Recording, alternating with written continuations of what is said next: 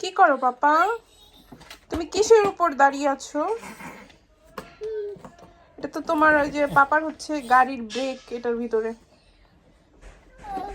পাপা দুষ্টু করে না? রেখে দাও, পানির বোতল রেখে দাও।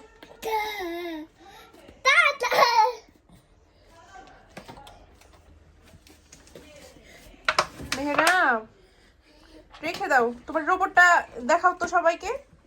দেখাও তো তোমার রোবটটা, দেখাও তো পাপা, দেখাও তো।